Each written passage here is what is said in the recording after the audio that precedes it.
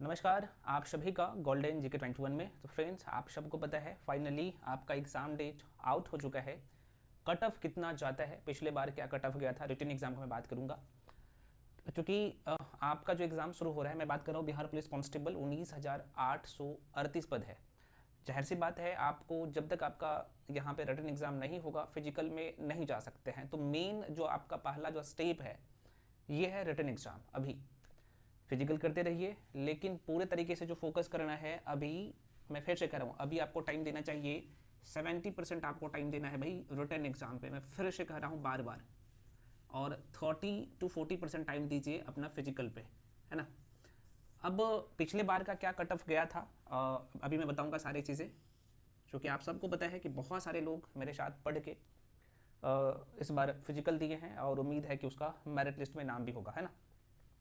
तो वो लोग कितने क्वेश्चन करके आए थे, आपको इस बार कितने क्वेश्चन करने हैं, क्या कट ऑफ उससे ज़्यादा जाएगा, है ना। उसके बाद टोटल जो टाइम बचा हुआ है आपके पास वो है मात्र 100 दिन। आपका जो एग्ज़ाम शुरू हो रहा है, मैं थोड़ा सा एग्ज़ाम डेट मेंशन कर देता हूँ ताकि आप लोगों के मन में किसी प्रकार का दुविधा ना रहे। और सिलेबस, एक बात मैं आपको हमेशा कहता हूँ, जो आपका सिलेबस है उस पे स्टिक रहिए और सिलेबस को बहुत अच्छे से कंप्लीट करिए। करना पड़ेगा, सिर्फ ऑब्जेक्टिव क्वेश्चन रट के सिलेक्शन नहीं होता है, आप सबको पता होना चाहिए, ठीक है। तो देखो भाई, एग्ज़ाम जो है, एग्ज़ाम डेट मैं यहाँ पे मेंशन कर देता हूँ। आप लोगों का जो एग्ज़ाम है वो है जो शुरू हो जाता है 13 तारीख से, 13 जुलाई से, है ना। जुलाई से एग्ज़ाम शुरू होगा, 13 जुलाई का है। फिर 16 जुलाई का एग्ज़ाम है। फिर आप देखेंगे तो 16 के बाद यहाँ पे 20 है ना। फिर 20 के बाद आप देखेंगे तो यहाँ पे 23 है ना। उसके बाद यहाँ पे 27 है, उसके बाद 30 है, उसके बाद यहाँ पे 3 क्या है भाई, 3 अगस्त है और 6 अगस्त है, ठीक है। तो अगर टोटल यहाँ पे मैं शिफ्ट की बात कर लूँ, यहाँ पे चूंकि कई सारे आपके मन में डाउट है, मैं आप क्लियर कर देता हूँ। तो ये अगस्त है, चूंकि 3 अगस्त और 6 अगस्त जो है, यहाँ पे लिख देता हूँ भाई अगस्त। और ये अगस्त के महीने में 2025 का मैं बात कर रहा हूँ, 2026 मत सोच लेना। ये जो आप देख सकते हैं, टोटल आप देखेंगे तो जो शिफ्ट है भाई वो 8 शिफ्ट में आपका एग्ज़ाम है। 13 जुलाई, 16 जुलाई, 20 जुलाई, 23 जुलाई, 27 जुलाई, ये 27 है, 30 जुलाई, है ना। फिर 3 अगस्त और 6 अगस्त का आपका एग्ज़ाम है। अब प्रश्न उठता है कि भाई ठीक है, ये एग्ज़ाम डेट तो आ गया, 100 दिन बचा हुआ है, हमें कैसे तैयारी करना है ताकि सर मेरा एक सीट कन्फर्म हो जाए रिटन एग्ज़ाम के लिए। देखो भाई साहब, आपको पता होना चाहिए टोटल जो सीट है उसमें सीटों की संख्या है 19,838 पद है और 20 गुना रिजल्ट दिया जाता है। तो आप देख, सॉरी यहाँ पे 5 गुना, माफ़ी चाहता हूँ, मैं दरोगा वाले माइंड में रख लिया, 5 गुना रिजल्ट दिया जाता है। तो आप लगभग देखेंगे तो यहाँ पे 1 लाख कैंडिडेट के आसपास में रिटन एग्जाम में बुलाए जाएंगे। लेकिन इस बार जो फॉर्म फिलअप होगा, जो कि कट ऑफ जो डेट रखा गया है 1/8/2025, क्योंकि जो पिछले बार इंटर पास किए थे, 12th पास, उन्हें भी मौका मिल गया। तो मैं आपको बता दूं, इसमें फॉर्म बड़ी संख्या में फिल होने वाला है, ठीक है। तो तैयारी आपको, और यही समय है पढ़ने का। मैं फिर से कर रहा हूँ, सांस मत लीजिए अभी, ठीक है। सांस इन द सेंस, सांस तो लेना ही पड़ेगा भाई। मैंने कहने का मतलब आपको मैक्सिमम मेहनत करना है, ठीक है। तो कटअप के लेके चर्चा करने से पहले मैं आपको बता दूं, हम आपके लिए भी complete batch Bihar police constable के ले लेके आए हैं। क्लास शुरू है, क्लास चल रहा है, और एक दिन में कम से कम आपको 3 सेक्शन को कंप्लीट करना है। दोबारा सुनिए, एक दिन में चाहे आप मेरे साथ पढ़िए या किसी और के साथ पढ़िए, एक दिन में आपको 3 सेक्शन को कंप्लीट करना है। और मैं करवा भी रहा हूँ, जो लोग मेरे साथ जुड़ के पढ़ रहे हैं। तो आप क्या करिए, एक शेड्यूल बनाइए, ठीक है। मैं सभी के लिए यहाँ पे बता रहा हूँ ये कैसे आपको काम करना है इस पर, ठीक है। तो हम आपके लिए जो बैच लेके आए, मैं थोड़ा सा बता देता हूँ, उसके बाद आगे मैं बताऊंगा। तो भाई मात्र जो है 599 में, ये एकदम जीरो से आप फर्स्ट टाइम जो पढ़ रहे हैं ना, तो भाई आपको जीके जीएस माइंड में सेट कर दूंगा। डायग्रामिकली पिक्टोरियल फॉर्म में सब कुछ पढ़ाया जाता है। 599 रुपये में ये कंप्लीट कोर्स है ना।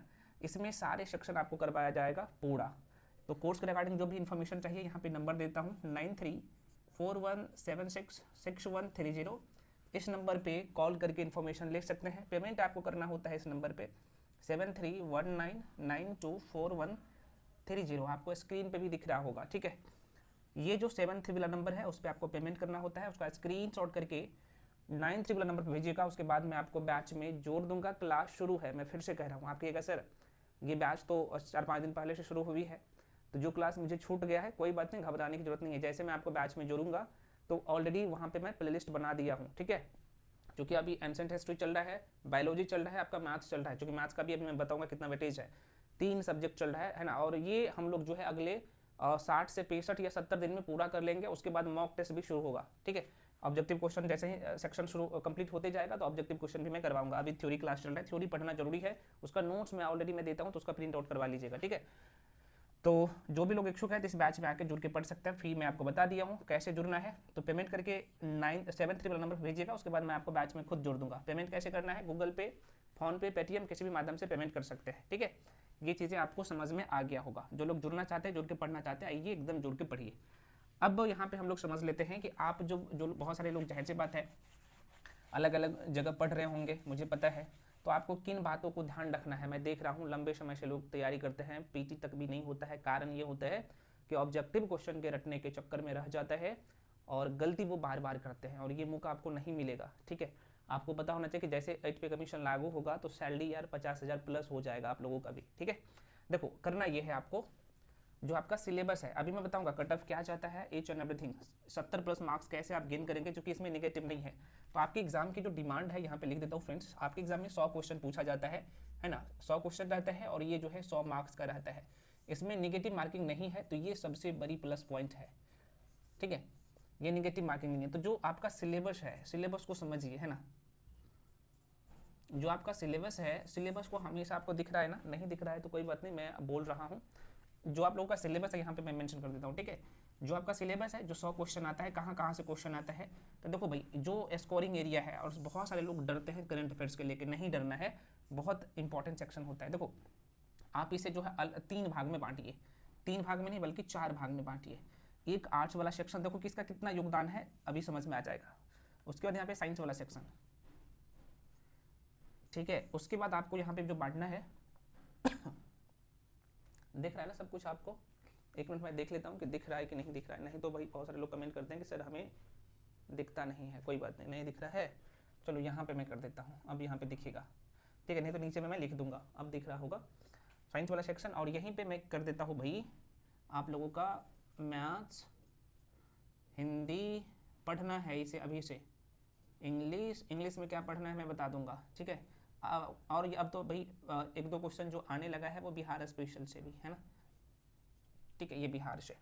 अब ये आर्ट्स वाला जो सेक्शन देख रहे हैं, इसमें हिस्ट्री बहुत बड़ा योगदान होता है हिस्ट्री का, और यहाँ से लगभग 10 से मतलब कि 15 के आसपास में क्वेश्चन रहता है, 10 से 15।